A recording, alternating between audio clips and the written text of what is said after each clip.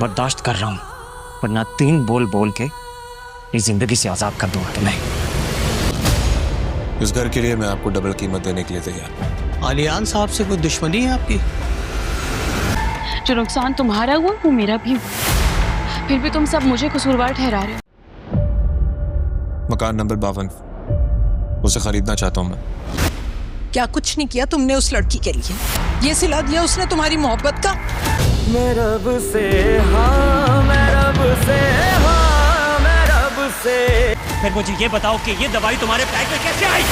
शाजिर अब शिफा को इस बात का एहसास दिलाने के चक्कर में है कि उसने शाजिर को इनकार करके अपनी ज़िंदगी की सबसे बड़ी गलती कर दी है, और शाजिर पहले ही बड़ी चालाकी के साथ उसके बच्चे की जान तो ले चुका होता है और उसका सारा इल्ज़ाम भी शिफा पर आ चुका होता है। और अब वो यही नहीं रुकता, बल्कि वो जाकर उसके भाई आलियान का मकान भी ख़रीदने वाला है, और वो प्रॉपर्टी डीलर से यही बात कहता है कि मैं तुम्हें उस घर के दुगने दाम देने के लिए तैयार हूँ, लेकिन हर सूरत में मुझे वो घर चाहिए। तो वो प्रॉपर्टी डीलर भी हैरान हो जाता है कि आखिरकार आलियान के घर में क्या ऐसा ख़ास है, या हो सकता है शाजिर की उससे दुश्मनी हो। तो वो शाजिर से सवाल भी करता है कि आखिरकार आप आलियान का घर दुगनी कीमत में क्यों ख़रीदना चाहते हैं, कहीं आपकी उससे कोई दुश्मनी तो नहीं है। तो शाजिर को उस प्रॉपर्टी डीलर पर भी गुस्सा आएगा और वो उससे यही बात करेगा, जैसा मैंने तुमसे कहा है वैसा ही करो, ज़्यादा सवाल करने की ज़रूरत नहीं है।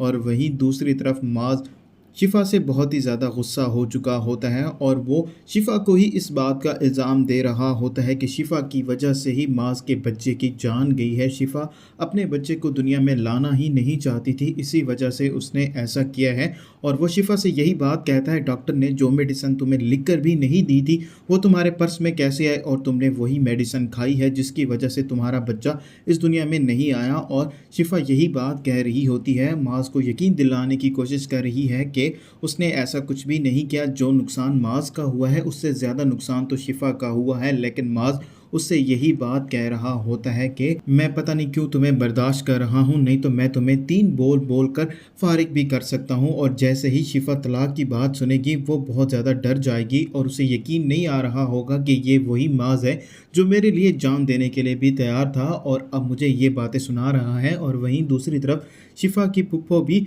माँ अपने बेटे से यही बात कह रही होती है, मैं तुम्हारी शादी किसी और लड़की से करवा देती हूँ, इस लड़की ने तुम्हारे लिए किया ही क्या है, इसने तो तुम्हें सारी दुनिया में जलील और रुसवा भी कर दिया है। और माज बहुत ज़्यादा परेशान भी हो चुका होता है।